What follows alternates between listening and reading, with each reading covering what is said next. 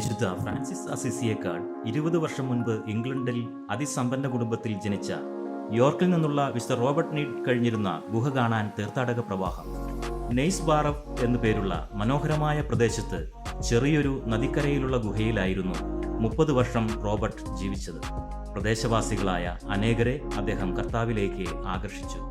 ഈ വിശുദ്ധന്റെ പിതാവും സഹോദരനും നഗരത്തിലെ മേയർമാരായിരുന്നു. എന്നാൽ സമ്പന്ന ജീവിതം റോബർട്ട് ഒട്ടും ആഗ്രഹിച്ചിരുന്നില്ല. അതിനാൽ അദ്ദേഹം ഏകാന്ത ജീവിതമാണ് കാംക്ഷിച്ചത്. നെയ്സ് ബാറഫ് നദിക്കരയിലുള്ള ഒരു ഗുഹയിൽ താമസിച്ചിരുന്ന ഒരു സന്യാസിയെ സന്ദർശിച്ചതോടെ തന്റെ ശേഷിച്ച ജീവിതം ഇതുപോലെ പ്രാർത്ഥനാനിർഭരമായി കഴിയണമെന്നായി അദ്ദേഹത്തിന്റെ ആഗ്രഹം. ദരിദ്രർക്കും നിരാലംബർക്കും വേണ്ടിയുള്ള ജീവകാരുണ്യ പ്രവർത്തനങ്ങൾ അദ്ദേഹം ആരംഭിച്ചു.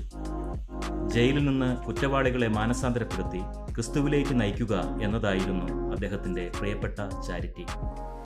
ജീവിതാവസാനത്തിൽ ആത്മീയ മാർഗനിർദ്ദേശം തേടുന്നതിനും ശാരീരിക രോഗങ്ങളിൽ നിന്ന് മോചനം നേടുന്നതിനുമായി തീർത്ഥാടകർ റോബർട്ടിനെ കാണാൻ എത്തുമായിരുന്നു. മേയറായ അദ്ദേഹത്തിന്റെ സഹോദരനും ഈ ഗുഹയിൽ സന്ദർശിക്കാനെത്തിയിട്ടുണ്ട്. ഏതായാലും ഇന്നും ഈ ഗുഹ അനേകരെ പ്രാർത്ഥനയിലേക്ക് നയിക്കുന്നു. പല ചെറുപ്പക്കാരും വൈദികരോടൊപ്പം ഇവിടെയെത്തി വിശുദ്ധ കുർബാന അർപ്പിച്ചു മടങ്ങുകയാണ് പതിവ്. വിശുദ്ധ റോബർട്ട് വേനൽക്കാലത്ത് മാത്രമല്ല കൊടും ശൈത്യത്തിലും ഈ ഗുഹയിൽ തന്നെ ആയിരുന്നു എന്നത് നമ്മെ അത്ഭുതപ്പെടുത്തും. പ്രാർത്ഥനയും ഉപവാസവും വഴി ധന്യമാക്കിയ ഈ ജീവിതം അനേകരെ ഇന്നും ആകർഷിക്കുന്നു.